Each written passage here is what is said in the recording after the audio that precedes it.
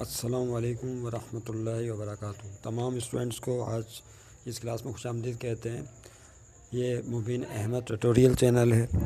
तमाम स्टूडेंट्स इस चैनल को सब्सक्राइब करें, कमेंट्स करें, लाइक करें। आपके जहन में किसी किस्म का कोई क्वेश्चन है तो आप लाजमी पूछें। ओके, आज हम जो है चैप्टर नंबर 10 है फर्स्ट ईयर फिज़िक्स का, ज्योमेट्रिकल ऑप्टिक्स के हवाले से उस पर हम गुफ्तगू करेंगे। इसमें जो इम्पोर्टेंट MCQs हैं इंशाल्लाह इस पर बात की जाएगी। सबसे पहले MCQ है, by using adjustable aperture of a lens we can reduce the defect of the lens which is called. अगर हम किसी लेंस का अपर्चर इस्तेमाल करें, यानी उसके अपर्चर को एडजस्ट करें, तो कौन सा डिफेक्ट ऑफ लेंस है जिसको रिड्यूस किया जा सकता है। तो याद रखिएगा, हम ये बात जानते हैं शुरू से।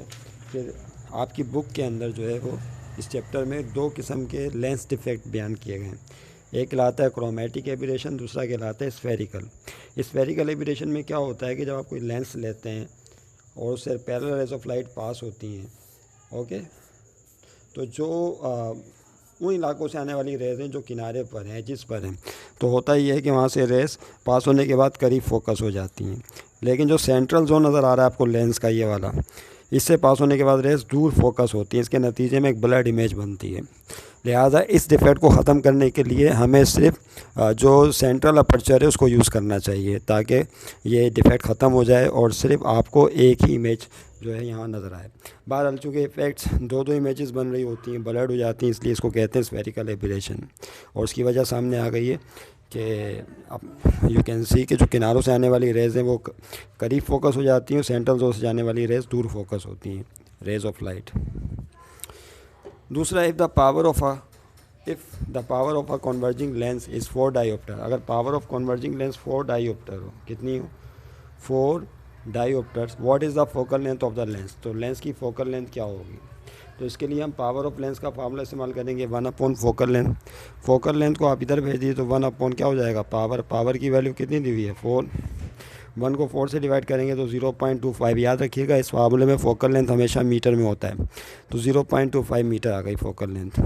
लेकिन यहाँ पर जो आंसर हैं वो दिए हुए हैं सेंटीमीटर में। 20 होगी, 25 होगी, 10 होगी या 50 होगी। तो ये चूँकि मीटर में आंसर है तो उसको सेंटीमीटर में चेंज करने के लिए 100 से मल्टीप्लाई कर दीजिए। जब 100 से मल्टीप्लाई करेंगे तो जवाब आ जाएगा 25 सेंटीमीटर। इसका मतलब है कि आपका सही जवाब क्या होगा, 25 सेंटीमीटर होगा। ये जवाब सही है। तीसरी MCQ है, okay, the magnifying power of a lens of focal length 25 centimetre. अब यहाँ पे कह रहे हैं जो मैग्नीफाइंग पावर बताइए क्या होगी of a lens of focal length 20 centimetre. Focal length उसका 25 सेंटीमीटर है और मैग्नीफाइंग पावर आपको मालूम करनी है। तो हम जानते हैं कि सिंपल माइक्रोस्कोप या मैग्नीफाइंग ग्लास में मैग्नीफिकेशन का फार्मूला होता है D/F+1। तो इस फार्मूले को आप इस्तेमाल कर लें। फोकल लेंथ 25 सेंटीमीटर है तो ये हो जाएगा F की जगह 25, तो D least distance of distinct vision है, उसकी वैल्यू भी 25 सेंटीमीटर नॉर्मल आई के लिए होती है, +1।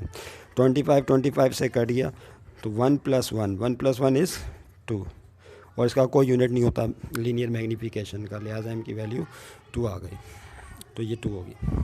उसके बाद कह रहे हैं the length of a Galilean telescope is equal to.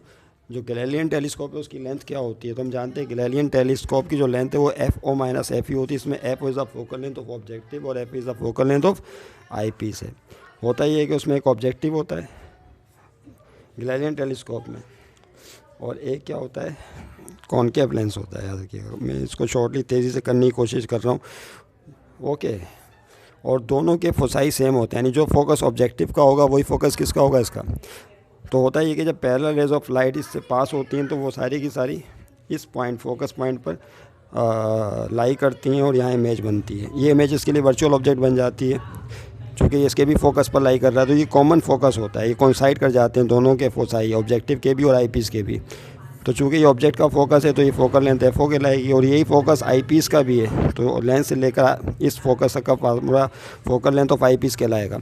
Length of tube किसे कहते हैं, दो लेंसेज का दरमियानी फासला लेंथ ऑफ ट्यूब कहलाता है। तो वो FO में से FE माइनस करके हासिल होगा, FO - FE से लेंथ ऑफ ट्यूब हासिल हो जाएगी।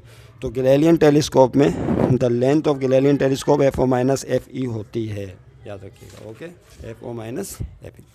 अब उसके बाद कह रहे हैं if magnifying power of a simple microscope 6। अगर सिंपल माइक्रोस्कोप की मैग्नीफाइंग पावर क्या हो, सिंपल माइक्रोस्कोप मैग्नीफाइंग ग्लास को ही कहा जाता है या कॉन्वेक्स लेंस को कहा जाता है, याद रखिएगा। 6 हो the focal length of the lens, तो बताएं इसका फोकल लेंथ क्या होगा। तो फिर दोबारा वही फार्मूला लगाएंगे, M is equal to D upon F plus 1। M की वैल्यू क्या है 6 प्लस 1 यहाँ के -1 हो जाएगा। डी 25 सेंटीमीटर होता है अपॉन में ये least distance of distant vision है।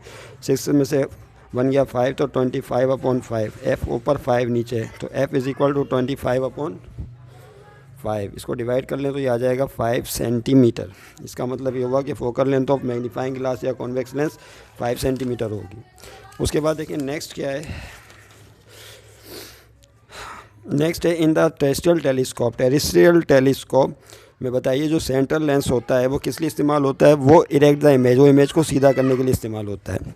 क्योंकि हम जानते हैं कि जब हमने एस्ट्रोनॉमिकल टेलीस्कोप पढ़ी थी तो उसके अंदर 2 लेंसेज थे, एक था ऑब्जेक्टिव और दूसरा था आई पीस। इससे आने वाली जो रेज़ हैं जब वो मीट करती हैं तो यहाँ उल्टी इमेज बनती है। कैसी इमेज बनती है, उल्टी ऑब्जेक्ट की। और ये और वो इस मैग्नीफाइंग ग्लास के तौर पर अमल करता है ये आई पीस। अभी देखें बहुत टाइम हमारे पास कम है, हमें शॉर्टली काम करना है।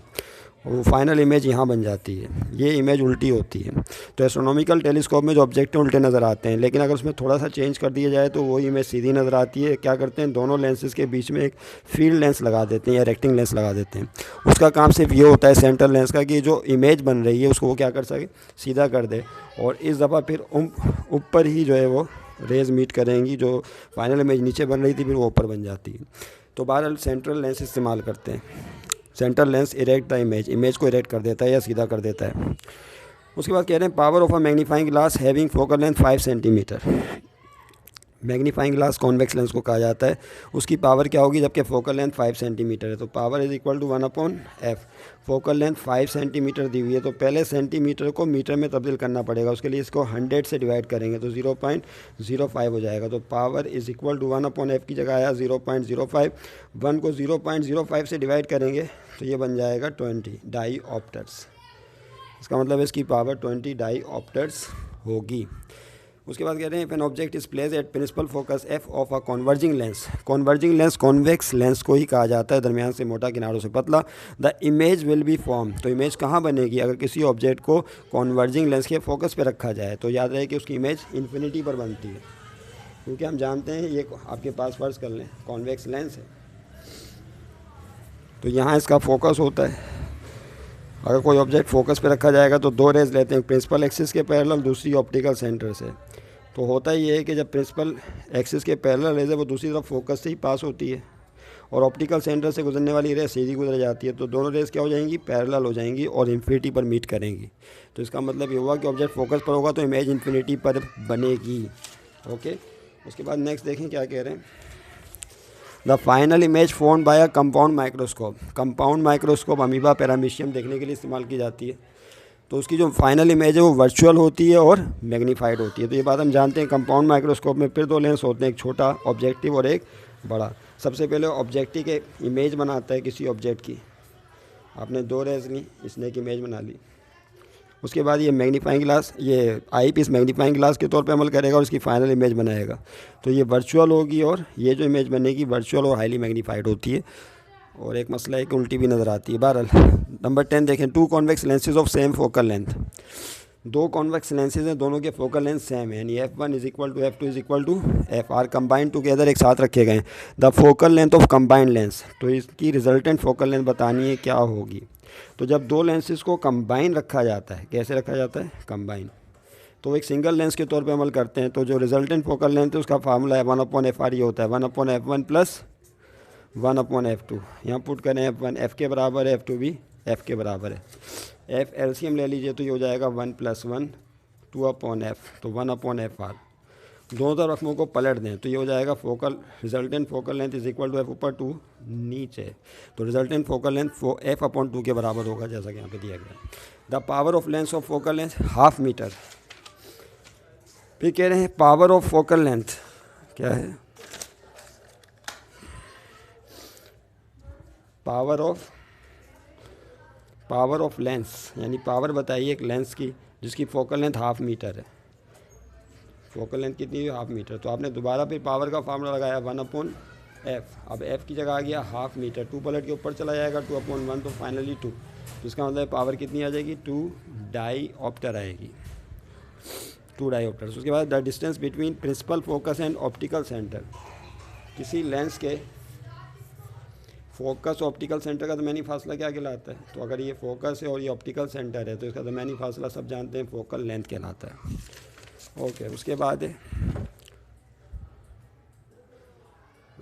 मुख्तसर करते करते 10 मिनट की वीडियो बन गई। An astronomical telescope is the focus at infinity, इसको अगर इन्फिनिटी के लिए फोकस किया जाए तो focal length of its objective is 0.2 metre.